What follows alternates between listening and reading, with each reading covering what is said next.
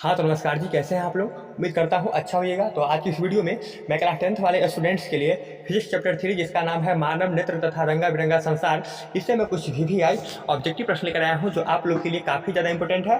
तो आप लोग वीडियो को खोल देखिएगा। अगर वीडियो अच्छा लगेगा तो वीडियो को एक लाइक करिएगा और साथ में चैनल को सब्सक्राइब जरूर कर लीजिएगा और सारा क्वेश्चन देखने का प्रयास कीजिएगा, क्योंकि ये सारा क्वेश्चन जो है प्रीवियस में काफ़ी ज़्यादा बार रिपीट किया गया है। तो आप लोग वीडियो को खोल देख लीजिएगा। अगर वीडियो अच्छा लगेगा तो वीडियो को एक लाइक करिएगा और साथ में चैनल को सब्सक्राइब जरूर करिएगा। तो चलिए वीडियो का स्टार्ट करते हैं। देखिए क्वेश्चन क्या आपका, मानव नेत्र में कौन सा लेंस होता है, आपको बताना है मानव नेत्र में कौन सा लेंस होता है। तो मानव नेत्र में उत्तल लेंस होता है, जो कि ऑप्शन आपका एक अक्ट है। ध्यान रखिएगा, मानव नेत्र में उत्तल लेंस होता है, जो कि ऑप्शन आपका एक अक्ट है। अगला प्रश्न देखिए, अगला प्रश्न आपका, मानव नेत्र के किस भाग पर वस्तु का प्रतिबिंब बनता है, आपको बताना है मानव नेत्र के किस भाग पर वस्तु का प्रतिबिंब बनता है। तो रेटिना पर बनता है, जो कि ऑप्शन आपका एक अक्ट है। और रेटिना जो देख रहे हैं ये आपका इंग्लिश वर्ड है और रेटिना का हिंदी होता है दृष्टिपटल। तो ध्यान रखिएगा, दोनों में से कोई ऑप्शन में आ सकता है, या तो रेटिना आ सकता है या तो दृष्टिपटल आ सकता है। तो ध्यान में रखिएगा।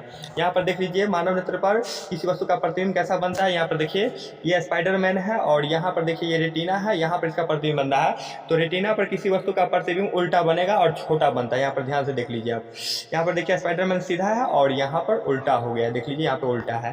अगला प्रश्न देखिए, अगला प्रश्न है आपका, मानव नेत्र पर किसी वस्तु का कैसा प्रतिबिंब बनता है, आपको बताना है मानव नेत्र पर किसी वस्तु का कैसा प्रतिबिंब बनता है। तो उल्टा और छोटा और वास्तविक बनता है। यहाँ पर आप देख सकते हैं, यहाँ पर देख लीजिए स्पाइडरमैन यहाँ पर बड़ा है और यहाँ पर छोटा इसका प्रतिबिंब बन रहा है और उल्टा बन रहा है। तो उल्टा, छोटा और वास्तविक बन रहा है। तो ध्यान में रखिएगा। अगला प्रश्न देखिए, अगला प्रश्न आपका, नेत्रदान में नेत्र का कौन सा भाग दान में दिया जाता है, आपको बताना है नेत्रदान में नेत्र का कौन सा भाग दान में दिया जाता है। तो कॉर्निया को दिया जाता है, जो कि ऑप्शन आपका डी करेक्ट होगा। यहाँ पर देख लीजिए ये भाग जो देख रहे हैं ये आपका कॉर्निया भाग है, यहाँ पे आप पहचान लीजिए ये आपका कॉर्निया है।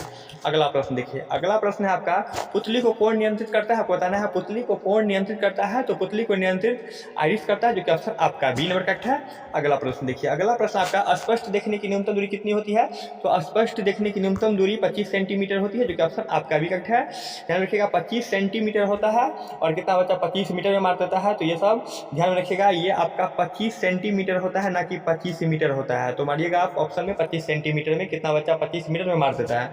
अगला प्रश्न देखिए, अगला प्रश्न आपका, स्पष्ट देखने की दूरबिंदु कितनी होती है। तो स्पष्ट देखने की न्यूनतम दूरी 25 सेंटीमीटर होती है और दूरबिंदु की बात करें तो ये आपका अनंत होगा, जो कि ऑप्शन आपका डी करेक्ट है। अगला प्रश्न देखिए, अगला प्रश्न आपका, जब निकट की वस्तु स्पष्ट दिखाई न देते नेत्र में कौन सा दृष्टि दोष होगा। तो देखिए यहाँ पे निकट की वस्तु साफ साफ नहीं दिखाई दे रहा है, तो इसका ठीक उल्टा कर दीजिए। यहाँ पर निकट की वस्तु साफ साफ नहीं दिखाई दे रहा है नेत्र में, तो इसमें दूर दृष्टि दोष होगा, जो कि ऑप्शन आपका बी करेक्ट है।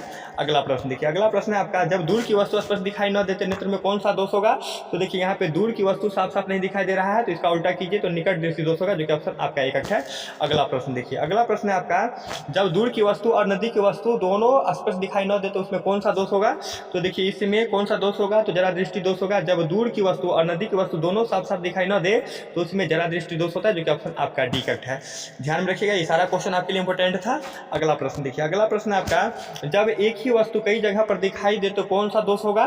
तो देखिए जब एक ही वस्तु कई जगह दिखाई देगा तो उसमें कौन सा दोष होगा, तो अबिंदुकता होगा, जो कि ऑप्शन आपका सी करेक्ट है।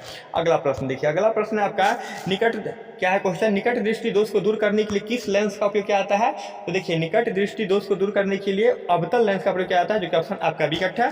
अगला प्रश्न देखिए, अगला प्रश्न आपका, दूर दृष्टि दोष को दूर करने के लिए किस लेंस का प्रयोग किया जाता है। तो दूर दृष्टि दोष को दूर करने के लिए उत्तल लेंस का प्रयोग किया जाता है, जो कि ऑप्शन आपका ए नंबर करेक्ट है। अगला प्रश्न देखिए, सारा क्वेश्चन इंपॉर्टेंट है, सारा क्वेश्चन को आप देखिएगा। अगला क्वेश्चन आपका, जरा दृष्टि दोष को दूर करने के लिए किस लेंस का उपयोग किया जाता है। तो जरा दृष्टि दोष को दूर करने के लिए बाइफोकल लेंस का प्रयोग किया जाता है, जो कि ऑप्शन आपका डी करेक्ट है।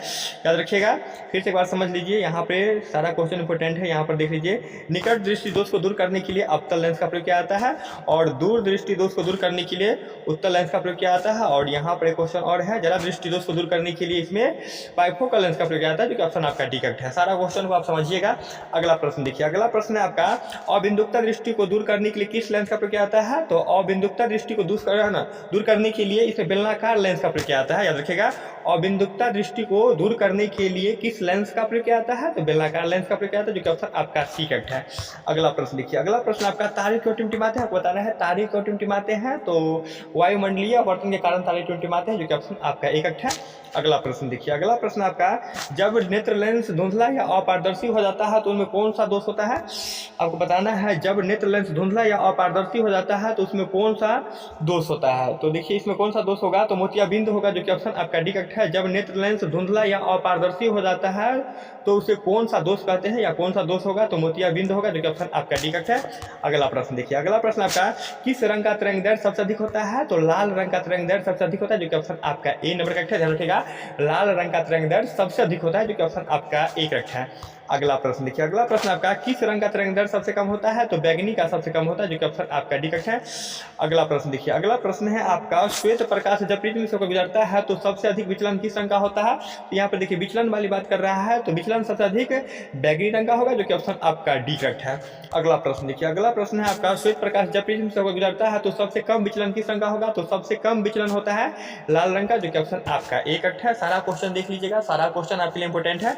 अगला प्रश्न देखिए, अगला प्रश्न आपका इंद्रधनुष में सबसे बाहर में कौन सा रंग दिखाई देता है, तो देखिए इंद्रधनुष में सबसे बाहर में लाल रंग दिखाई देता है, देखिए सबसे ऊपर में लाल है, तो ऑप्शन आपका यही करेक्ट होगा। अगला प्रश्न देखिए, अगला प्रश्न आपका इंद्रधनुष में सबसे अंदर कौन सा रंग दिखाई देता है, तो देखिए यहाँ पे कौन सा रंग है, सबसे अंदर में नीला रंग है। यहाँ पर देख लीजिए सबसे अंदर में क्या है, नीला रंग है, तो ऑप्शन आपका सी करेक्ट होगा।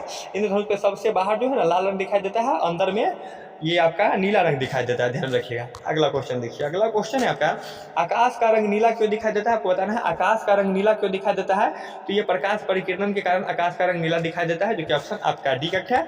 अगला प्रश्न देखिए, अगला प्रश्न आपका एक प्रिज्म कितने सतहों से घिरा होता है, तो एक प्रिज्म 5 सतहों से घिरा होता है, जो कि ऑप्शन आपका करेक्ट है। यहाँ पर देख सकते हैं एक सतह आपका ये हो गया, एक सतह आपका ये हो गया, मानिए इसमें 5 है, इतना आप समझिए। अगला प्रश्न देखिए, अगला प्रश्न है आपका वायुमंडल में किस रंग का परिकिरण सबसे अधिक होता है, तो नीला रंग का परिकिरण वायुमंडल में सबसे अधिक होता है, जो कि ऑप्शन आपका ए करेक्ट है।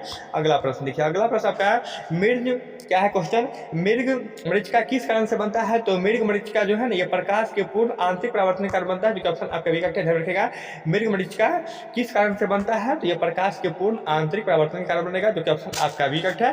अगला प्रश्न देखिए, अगला प्रश्न आपका जब प्रकाश की किरण किसी कण से टकराकर चारों तरफ फैल जाती है तो उसे हम क्या कहते हैं, तो उसे हम प्रकाश का परिकिरण कहेंगे, जो कि ऑप्शन आपका सी करेक्ट है। जब प्रकाश की किरण किसी कण से टकराकर चारों तरफ फैल जाती है तो उसे हम क्या कहते हैं, तो उसे हम प्रकाश का परिकिरण कहते हैं, जो कि ऑप्शन आपका सी करेक्ट है।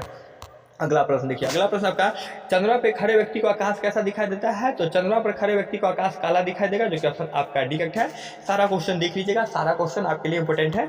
अगला प्रश्न देखिए, अगला प्रश्न आपका सूक्ष्मदर्शी में किस लेंस का प्रयोग किया जाता है, तो सूक्ष्मदर्शी में उत्तल लेंस का प्रयोग किया जाता है, जो कि ऑप्शन आपका ए करेक्ट है। अगला क्वेश्चन देखिए, अगला क्वेश्चन आपका सिग्नलों की व्याख्या कहाँ होती है, आपको बताना है सिग्नलों की व्याख्या कहाँ होती है, तो सिग्नलों की व्याख्या मस्तिष्क में होती है, जो कि ऑप्शन आपका ए करेक्ट है। ध्यान रखिएगा, सिग्नलों की व्याख्या मस्तिष्क में होती है, जो कि ऑप्शन आपका ए करेक्ट है। अगला क्वेश्चन देखिए, अगला क्वेश्चन आपका श्वेत रंग कितने रंगों के मेल से बना होता है, तो श्वेत रंग जो है ना ये 7 रंगों के मेल से बना होता है, जो कि ऑप्शन आपका डी करेक्ट है। अगला क्वेश्चन देखिए, अगला क्वेश्चन आपका श्वेत रंग, एक मिनट, श्वेत रंग कितने रंगों के मेल से बना होता है, ये आपका रिपीट कर गया है, तो 7 रंग से बनता है, जो कि ऑप्शन आपका डी करेक्ट है। अगला क्वेश्चन देखिए, अगला क्वेश्चन आपका मानव नेत्र 2 है अतः इनका दृष्टि क्षेत्र होगा तो 180 डिग्री होता है, इधर रखिएगा, मानव नेत्र 2 है और इनका दृष्टि क्षेत्र 180 डिग्री होता है, जो कि ऑप्शन आपका ए नंबर करेक्ट है। अगला क्वेश्चन देखिए, अगला क्वेश्चन है आपका लाल गुलाब को हरे प्रकाश में देखा जाए तो यह कैसा प्रतीत होगा, तो लाल गुलाब को अगर हरे प्रकाश में आप देखिएगा तो ये काला प्रतीत होता है, जो कि ऑप्शन आपका सी करेक्ट है।